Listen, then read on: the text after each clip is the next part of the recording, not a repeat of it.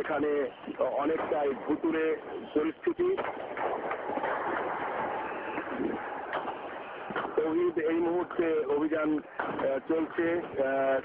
বিস্ফোরণের শব্দ ভেসে আসছে মূলত শাপলা চত্বরের পাশের যে গলি, যে গলিতে দিয়ে আমেরিকান লাইফ ইন্স্যুরেন্স কোম্পানির দিকে যাওয়া যায়, সেই গলির ভেতর থেকে, এবং ওই গলির ভেতর থেকেই এখন বিস্ফোরণের শব্দ ভেসে আসছে। এবং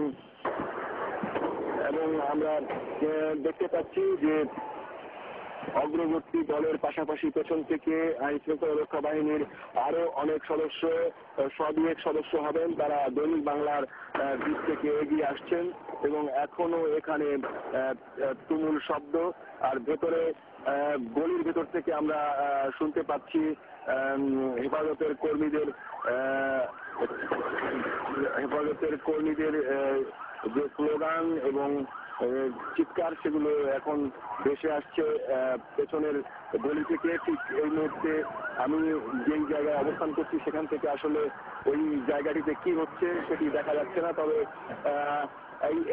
আমরা এই মুহূর্তে আমি যেখানে দাঁড়িয়ে আছি সেখান থেকে দেখতে পাচ্ছি যে দৈনিক বাংলা থেকে আপনার নয়াপল্টনের দিকে যে রাস্তা বা আরামবাগের দিকে যে রাস্তাটা চলে গেছে, সেই দিকে তীব্র ধোঁয়া দেখা যাচ্ছে।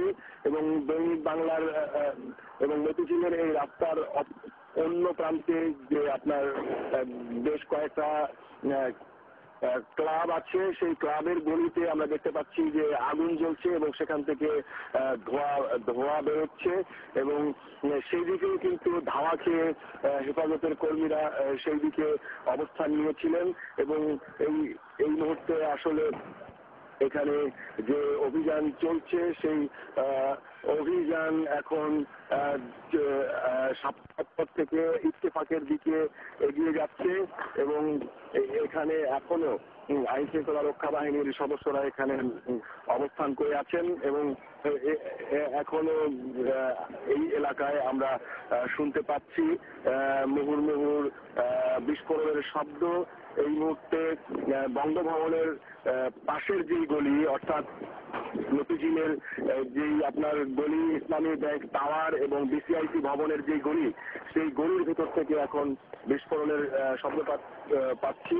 আপনি জানেন যে এখানে যেই মূল যে রাজপথ, সেই রাজপথে প্রথম ধাওয়া করা হয় এবং ধাওয়া